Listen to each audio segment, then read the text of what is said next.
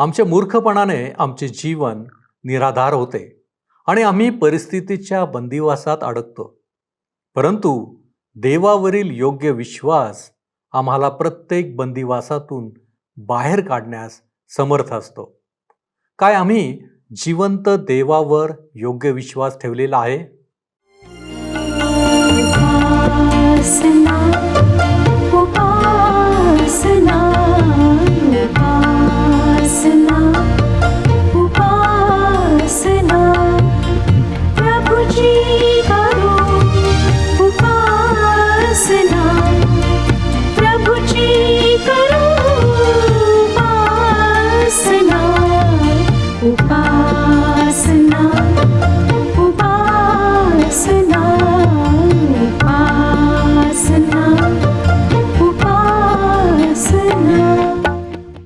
सर्व सृष्टीचा निर्माणकर्ता परमेश्वर याच्या नावाला मान, महिमा आणि गौरव सदा सर्व काळ असो. उपासना कार्यक्रमामध्ये आपले हार्दिक स्वागत. प्रियांनो, या दिवसात आपण जुन्या करारातील दुसरे राजे या पुस्तकाचे अध्ययन करीत आहोत. आत्तापर्यंत आपण अनेक राजांची कारकीर्द पाहिली आहे. आज आपण यहुदाचा राजा आहाज, जो देवभक्त नव्हता, त्याच्या कारकिर्दीबद्दल पाहणार आहोत. त्यानंतर पुढे आपण इस्रायलचा शेवटचा राजा होशे याच्या कारकिर्दीत घडलेल्या घटना आणि अश्शूरचे आक्रमण आणि इस्रायल लोकांवर आलेली हद्दपारीची नामुष्की याबद्दल अभ्यास करणार आहोत. हे सर्व पाहत असताना आपण एका मुद्द्याचा विचार करणार आहोत, तो म्हणजे या लोकांना बंदिवासात जाण्याची वेळ का आली. तर मग चला प्रियांनो, आपण आपल्या अध्ययनाची सुरुवात करूया. श्रोत्यांनो, ह्या दिवसांमध्ये आम्ही राजाच्या दुसऱ्या पुस्तकाचे अध्ययन करीत आहोत आणि 15 अध्याय आम्ही संपवलेले आहेत. आज 16व्या अध्यायाला आम्ही सुरुवात करीत आहोत. जर आपणाला इतिहासात रुची असेल तर हा 16वा अध्याय आपणाला अधिक आवडेल. या भागातले देवाचे वचन आम्हाला आमच्या जीवनासाठी सहाय्य करणारे आहे. इस्रायलाच्या इतिहासात त्या काळात जे घडले ते आमच्याकरिता एक उदाहरण असे आहे. त्यातून आम्ही बरेच काही शिकू शकतो. वाचूया श्रोत्यांनो, राजाचे दुसरे पुस्तक 16वा अध्याय 2 आणि 3 वचने. आहाज राज्य करू लागला तेव्हा तो 20 वर्षांचा होता. त्याने यरूशलेमेत 16 वर्षे राज्य केले. त्याचा पूर्वज दावीद याने आपला देव परमेश्वर याच्या दृष्टीने जे योग्य केले होते त्याप्रमाणे त्याने केले नाही. तो इस्रायलांच्या राजांच्या मार्गाने चालला. ज्या राष्ट्रास परमेश्वराने इस्रायल लोकांपुढून घालविले होते त्यांच्या अमंगळ आचारास अनुसरून त्याने आपल्या पुत्राचा अग्नीत होम करून त्याला अर्पिले. श्रोत्यानो, पेकहचा खून होण्यापूर्वी त्याने 20 वर्षे राज्य केले. इस्रायलातल्या पेकहच्या कारकिर्दीच्या 17व्या वर्षी आहाजाने यहुदावर राज्य करायला सुरुवात केली. आहाज अजिबातच चांगला राजा नव्हता. 16वा अध्याय 4 वचन पहा काय सांगतं. तो उच्चस्थानी पहाडांवर व प्रत्येक हिरव्या वृक्षाखाली यज्ञ करीत असे व धूप जाळीत असे. आहाज इस्रायलच्या राजांप्रमाणे वाईट मार्गाने चालला. यहुदी तर लोकांच्या देवांना, कदाचित मर्डोक किंवा बाल यांना त्याने लहान मुलांची अर्पणे केली. हे करणे माणसाच्या आध्यात्मिक मतनाचे द्योतक आहे आणि नेमके हेच आहाजाने केले. आम्हाला सांगण्यात येते श्रोत्यानो की तो उच्च स्थानावर व टेकड्यांवर सर्व हिरव्या झाडाखाली यज्ञ करीत असे व धूप जाळीत असे. दुसऱ्या शब्दात सांगायचे तर आहाजाने सर्व यहुदी तर लोकांच्या देवांची, मूर्तींची पूजा केली. अर्थातच निर्माणकर्त्या परमेश्वराचा अशा प्रकारे घोर अवमान व अवज्ञा केल्याने त्याचा क्रोध मानवावर येतो, तोच आहाजावर आला. देवाचा अवमान केल्याने आहाजावर आलेले भयंकर संकट आम्ही पाहिले. या इस्रायली व यहुदी राजांच्या जीवनातल्या घटना श्रोत्यांनो आमच्यासाठी उदाहरणाप्रमाणे आहेत. या अध्ययनाद्वारे येणारे वचन देवाचे आहे. इर्मया संदेष्टाच्या पुस्तकात देवाने म्हटले, इर्मयाचे पुस्तक 23वा अध्याय आणि 29वे वचन, माझे वचन अग्नीसारखे खडकाला फोडून तुकडे तुकडे करणाऱ्या हातोड्यासारखे नव्हे काय. आमच्यातल्या वाईट गोष्टी देवाच्या वचनाच्या अग्नीने जळून जाव्यात. आमच्यातले हिणकस जळून जावे व आमच्यातले सोने अधिक शुद्ध व्हावे, हे देवाच्या वचनाचे कार्य आहे. आणि याद्वारे आपणाला अशा प्रकारचा लाभ होत आहे, म्हणून आम्ही देवाचे आभार मानूया. श्रोत्यांना आम्ही पाहिले की आहाज खऱ्या व जिवंत देवाला सोडून मूर्तीपूजेच्या मागे लागला. 5वं वचन आम्हाला पुढे सांगतं, मग आरामाचा राजा रसीन आणि इस्रायलांचा राजा पेख बिन रमाल्या हे एरुशलेमवर चढाई करून युद्धास आले. त्यांनी आहाजास वेढा दिला, पण त्यांना त्यास जिंकता आले नाही. या घटनेविषयी यशया संदेष्टाच्या ग्रंथामध्ये अधिक सांगण्यात आले आहे. श्रोत्यांनो, हा भाग अत्यंत महत्त्वाचा आहे, कारण ह्यामध्ये येशू ख्रिस्ताच्या कुमारी मातेपासून जन्मण्याविषयी भविष्य विदित केल्या गेले आहे. जो माणूस देवाचे ऐकणार नाही त्याला म्हणजे आहाजाला यशयाने ही भविष्यवाणी दिली. त्याने आहाजाला देवावर विश्वास ठेवण्याचे आव्हान केले. श्रोत्यांनो, आजही परमेश्वर आम्हाला त्याच्याकडे वळण्याचे, ख्रिस्ताला आमचा तारणारा म्हणून स्वीकार करण्याचे आम्हाला आव्हान करीत आहे. जरी आम्ही आहाजाप्रमाणे परमेश्वराकडे पाठ फिरवून उभे आहोत, जरी आम्ही मूर्तीपूजेकडे वळलो आहोत, तरीही परमेश्वर आम्हाला वडिलांच्या मायेने बोलावित आहे. त्याने आमच्यासाठी स्वतःच्या निर्दोष, निष्कलंक व पवित्र अशा पुत्राला पाठवले. त्याने कुमारी मातेद्वारे पवित्र आत्म्याच्या योगे या जगात जन्म घेतला. त्याने स्वतःचे पवित्र व निर्दोष रक्त आमच्यासाठी सांडवले. जेव्हा आम्ही त्याच्या ह्या अप्रतिम त्यागावर विश्वास ठेवतो, त्याच्या पुनरुत्थानावर विश्वास ठेवतो, त्याच वेळेस आमची पापापासून व मृत्यूपासून सुटका होते. परंतु प्रश्न हा आहे श्रोत्यांनो, की आम्ही आहाजाप्रमाणे देवाकडे पाठ फिरूनच राहणार आहोत, की देवाकडे भग्न व अनुतप्त हृदयाने, पश्चातापी अंतकरणाने वळणार आहोत. आहाजाने यशयाच्या संदेशाकडे लक्ष दिले नाही. सर्व सामर्थ्यशाली व जिवंत देवाकडे वळण्याऐवजी अश्शूराच्या मूर्तीपूजक राजाकडे मदत मागणे त्याने पसंत केले. त्यामुळे अश्शूराला त्यांच्याकडे येण्याची संधी मिळाली व सरते शेवटी अश्शूराने उत्तरेच्या राज्याला आपल्या कब्जात घेतले. 6वं वचन पुढे सांगतं, त्यावेळी आरामाचा राजा रसेन याने एलात नावाचे नगर सर करून पुन्हा आरामात सामील केले व तेथल्या यहुदी लोकांस हाकून दिले. आरामी लोक तेथे जाऊन राहिले, ते आजपर्यंत तेथेच राहत आहेत. श्रोत्यांनो, या ठिकाणी आजपर्यंत या शब्दाचा अर्थ असा की ज्या दिवशी या सर्व घटनांची नोंद झाली त्या दिवसापर्यंत. या ठिकाणी यहुदी हा शब्द पवित्र शास्त्रात पहिल्यांदा वापरण्यात आला आहे. काही लोकांना वाटतं की यहुदी फक्त यहुदाच्या वंशजांना म्हटल्या जाते, परंतु या ठिकाणी लक्षात घ्या की उत्तरेकडच्या इस्रायलच्या राज्यातील लोकांना उद्देशून हा शब्द वापरण्यात आला आहे. नंतर आपण पाहतो की याकोबाच्या सर्व 12 वंशांना यहुदी असे नाव देण्यात आले आहे. 7 आणि 8 वचने पहा, मग आहाजाने अश्शूरचा राजा तिग्लत पिलेसर यास जासुदांच्या हाती सांगून पाठवले की मी आपला सेवक, आपला मुलगा आहे, तर आता आरामाचा राजा व इस्रायलांचा राजा हे मजवर चढाई करून आले आहेत. आपण येऊन त्यांच्या हातून माझा बचाव करा. परमेश्वराच्या मंदिरात व राजवाड्याच्या भांडारात जेवढे सोने रुपे आहाजास सापडले तेवढे त्याने अश्शूरच्या राजाकडे नजराणा म्हणून पाठविले. श्रोत्यांनो, अशा प्रकारे अश्शूराच्या राज्याला लाच देण्यात आली व अश्शूराने आरामाचे दमिश्क शहर काबीज करून आहाजाला मदत करायला सुरुवात केली. आज अशा प्रकारचे अनेक लोक आम्हाला आढळतात जे आहाजाप्रमाणे वर्तणूक करतात. ते सर्व देव सोडून अयोग्य गोष्टींकडे वळतात, मदतीची अपेक्षा करतात, परंतु जिवंत देवाशिवाय मदत करणारा कोणी एक नाही म्हणून अशा लोकांची घोर निराशा होते. किती दुःखाची आणि खेदाची गोष्ट आहे श्रोत्यांनो. परमेश्वराचे नियम साधे व सक्त आहेत. स्तोत्रसंहिता 19 अध्याय 7 ते 11 वचने सांगतात की परमेश्वराचे नियमशास्त्र पूर्ण आहे, ते मनाचे पुनर्जीवन करीते. परमेश्वराचा निर्बंध विश्वसनीय आहे, तो भोळ्यास समंजस करतो. परमेश्वराचे विधी सरळ आहेत, ते हृदयाला आनंदित करीतात. परमेश्वराची आज्ञा चोख आहे, ती नेत्राला प्रकाश देते. परमेश्वराचे भय शुद्ध आहे, ते सर्व काळ टिकणारे आहे. परमेश्वराचे निर्णय सत्य आहेत, ते सर्व थैव न्याय आहेत. ते सोन्यापेक्षा 52 कशी सोन्याच्या राशीपेक्षा इष्ट आहेत.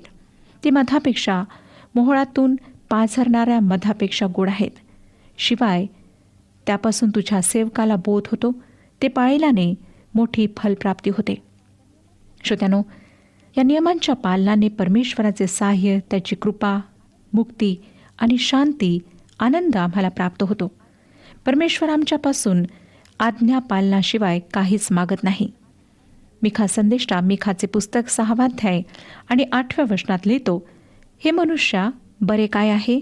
नीतीने वागणे, आवडीने दया करणे व आपल्या देव समागमे राहून नम्र भावाने चालणे, या वाचून परमेश्वर तुझजवळ काय मागतो?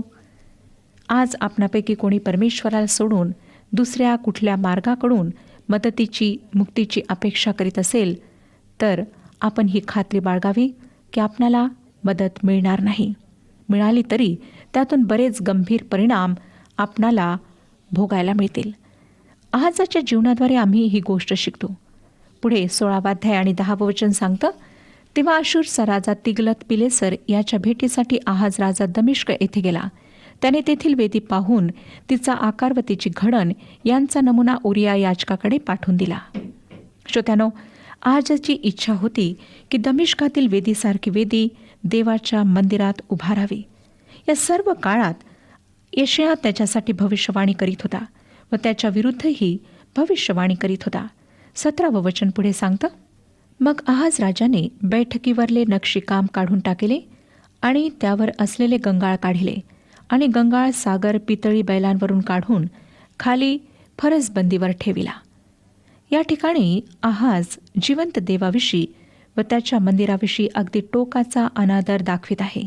18 ते 20 वचने, शब्बात दिवसासाठी जी चांदणी मंदिरात बांधली होती ती व राजास बाहेरून प्रवेश करण्यासाठी जे द्वार केले होते तेही दोन्ही अशूरच्या राजाच्या भीतीने परमेश्वराच्या मंदिरापासून वेगळी करण्यात आली.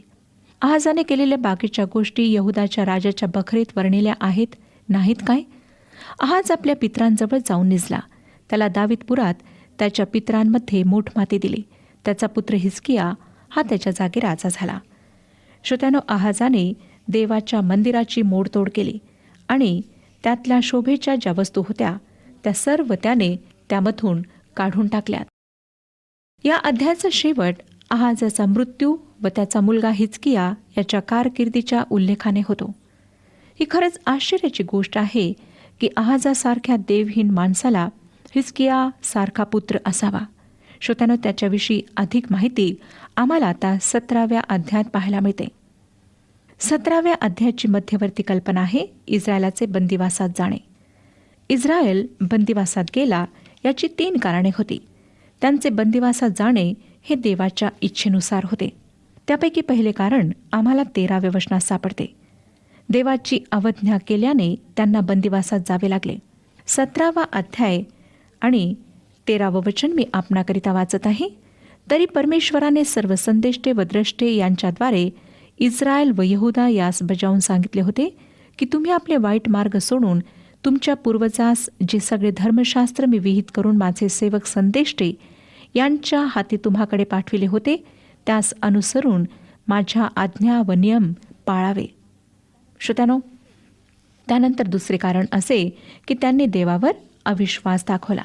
14वं वचन सांगतं, इतके असूनही ते ऐकत ना, तर त्यांच्या पूर्वजांनी आपला देव परमेश्वर याचवर विश्वास न ठेविता मानताठ केली.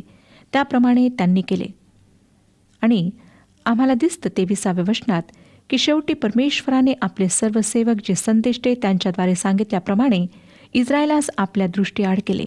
त्यांना स्वदेशातून काढून अशुरास नेण्यात आले. तेथेच ते आजवर राहत आहेत. तिसरे कारण म्हणजे त्यांनी देवाचा अवमान केला. इतिहासाचे दुसरे पुस्तक 36वा अध्याय 15 आणि 16 वचने सांगतात, त्यांच्या पूर्वजांचा देव मोठ्या निकडीने आपल्या दूतांच्या हस्ते त्यास आदेश पाठवी, कारण त्याची आपल्या प्रजेवर व आपल्या निवासस्थानावर करुणा होती. पण ते देवाच्या दूतांची टर उडवून त्यांची वचने तुच्छ मानित व त्याच्या संदेष्टांची निर्भत्सना करीत. शेवटी परमेश्वराचा कोप त्याच्या लोकांवर भडकला व त्यांचा बचाव करण्याचा काही उपाय राहिला नाही. परमेश्वराने इर्मयाच्या मुखाने प्रगट केलेले वचन पुरे होऊन देशात शांततेचा काळ प्राप्त व्हावा म्हणून हे सर्व घडले. देश ओस पडला होता. तोवर म्हणजे 70 वर्षे पुरी होत तोपर्यंत त्यात शांतता नांदत होती. ह्यामध्ये मी 21वं वचनसुद्धा आपणाकरिता वाचलेलं आहे. श्रोत्यानो, अशा प्रकारे त्यांनी 490 वर्षे शब्बाताचे वर्ष पाळले नाही. या देशाची गोष्ट प्रत्येक व्यक्तीची गोष्ट आहे. आमच्यावर संकट येतात, दुःखाचे अगणित पाश असतात, असाध्य आजार आम्हाला होतात, आम्ही व्यसनाधीन होतो, आम्ही दुष्ट सवयींचे गुलाम बनतो. या सर्व प्रकारच्या बंदिवासात आज आम्ही राहत आहोत. याचे कारण श्रोतांनो, आम्ही देवाची अवज्ञा करतो. त्याने आम्हाला दुसरे आज्ञे सांगितले की तू आपणासाठी कोरीव मूर्ती करू नकोस. आम्ही कोरीव मूर्ती जरी करीत नसलो तरी आम्ही आमच्या आवडत्या वस्तू, आवडत्या व्यक्ती, आवडती गोष्ट यांच्या मूर्त्या आमच्या मनामध्ये तयार करतो. देवावर प्रीती करण्याऐवजी या सर्व गोष्टींवर आम्ही अत्यंत प्रीती करतो. तिसरी गोष्ट म्हणजे आम्ही देवाचा अवमान करतो. देवाने पवित्र जीवन जगण्यासाठी आम्हाला या जगात आणले, परंतु त्याऐवजी आम्ही सर्व प्रकारच्या पापाच्या चिखलात खेळणे धन्य समजतो. देवाचे लोक, देवाचे प्रगटीकरण, देवाचे वचन या गोष्टी आम्हाला कितीतरी प्रकारे देवाकडे येण्याचे आव्हान करतात, आर्जव करतात. ख्रिस्ताविषयी जीव तोडून आमची आजीजी करतात. पण इस्रायलच्या ताठ मानेच्या लोकांप्रमाणे आम्ही हट्टी होतो. श्रोतांनो, याचा परिणाम एकच होणार आहे की या जगात आम्ही जोपर्यंत आहोत तोपर्यंत आम्ही कोणत्या तरी बंदिवासात राहणार आहोत. मग तो बंदिवास आजारपण, नशाबाजी, दारू, इतर व्यसने, वाईट सवयी, मानसिक छळ आणि इतर पुष्कळ गोष्टींचा असू शकतो. व मृत्यूनंतरही आम्हाला नरक यातनांचा बंदिवास असणार आहे, कारण की ख्रिस्त येशूद्वारे असणारे तारण आम्ही नाकारले आहे.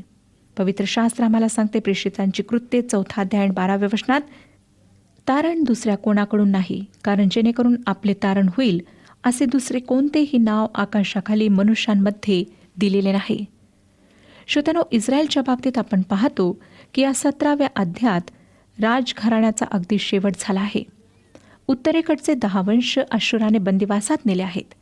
17वा अध्याय पहिली 2 वचने सांगतात, यहूदाचा राजा आहाज याच्या कारकिर्दीच्या 12व्या वर्षी होशे बिन एला हा शम्रोनात इस्रायलांवर राज्य करू लागला. त्याने 9 वर्षे राज्य केले. परमेश्वराच्या दृष्टीने वाईट ते त्याने केले, तरी ते त्याच्यापूर्वी होऊन गेलेल्या इस्रायलांच्या राजा एवढे नव्हते. श्रोत्यानो, होशे आहाब व इस्बेल इतका दुष्ट राजा नव्हता किंवा आहाजा इतकाही वाईट नव्हता, तरी तो एक वाईट राजा होता. 3 ते 5 वचने पहा काय सांगतात. अशूरचा राजा शल्मेनसर हा त्याचवर चढाई करून आला. होशे त्याचा अंकित झाला व त्याने त्यास खंडणी दिली. अशूरच्या राजास होशेची फितुरी दिसून आली. त्याने मिसर देशाचा राजा सो याचकडे जासूस पाठवले आणि दरवर्षी जी खंडणी तो अशूरच्या राजास देत असे ती देण्याचे बंद केले. म्हणून अशूरच्या राजाने त्यास पकडून बेड्या घालून कारागृहात ठेविले. मग अशूरच्या राजाने सर्व देशावर स्वारी केली आणि शोम्रोनात जाऊन तो 3 वर्षे वेढा घालून राहिला. श्रोत्यानो, आता आपली ओळख अशूराचा राजा शल्मनेसर याच्याशी होते. त्याने उत्तरेकडच्या 10 वंशांना बंदिवासात नेले व त्यांच्यावर खंडणी लादली. जेव्हा त्याला कळले की होशेने त्याच्याविरुद्ध कट केला आहे व तो त्याला खंडणी भरून देत नाही, तेव्हा काय, त्याने शोम्रोनाला वेढा दिला. आहाब राजाचा बाप ओम्री याने शोम्रोन शहर बांधले होते. आहाबाने त्या ठिकाणी राजवाडा बांधला होता. देशातल्या सर्वात सुंदर स्थानांपैकी ते एक स्थान होते.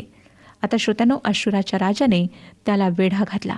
6वं वचन पुढे सांगतं, होशेच्या कारकिर्दीच्या 9व्या वर्षी अश्शूराच्या राजाने शोम्रोन सर केले व इस्रायल लोकांस अश्शूर देशी नेऊन हला व हाबोर येथे व गोजान नदीतीरी व मेध्यांच्या नगरातून वसविले. श्रोत्यानो, काही लोक असं म्हणतात की त्या 10 वंशांचे लोक हरून गेले आहेत. हा मानवनिर्मित सिद्धांत आहे.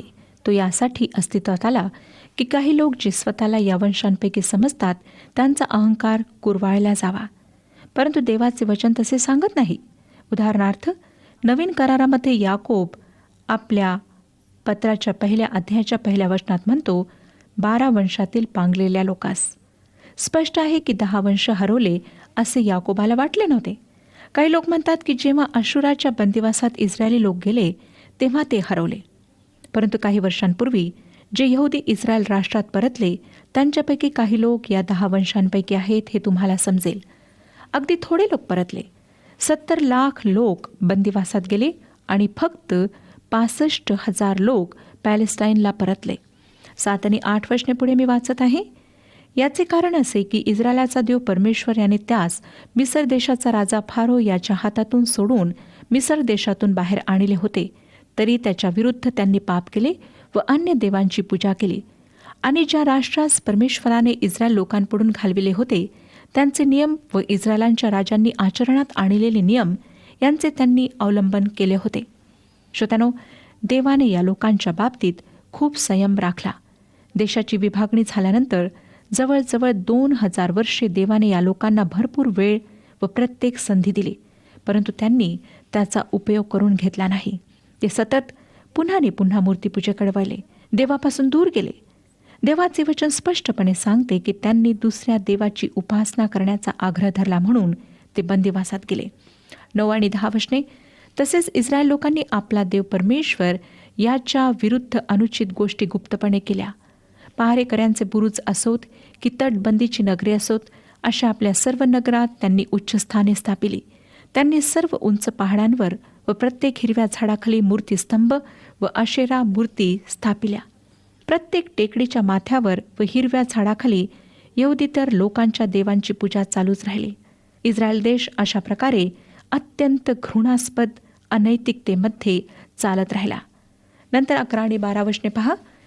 आणि परमेश्वराने जी राष्ट्रे त्यांच्यापुढून घालविली होती त्यांच्याप्रमाणे त्यांनी सगळ्या उच्चस्थानी धूप जाळिला आणि परमेश्वरास संताप येईल अशा प्रकारची वाईट कर्मे केली. परमेश्वराने त्यास मूर्तीची उपासना करू नका असे सांगितले असूनही त्यांनी त्यांची उपासना केली. श्रोत्यानो, देवाने यहुदीतर लोकांना देशातून घालून दिले होते यासाठी की ते मूर्तीची पूजा करीत व अनैतिकतेने वागत असत.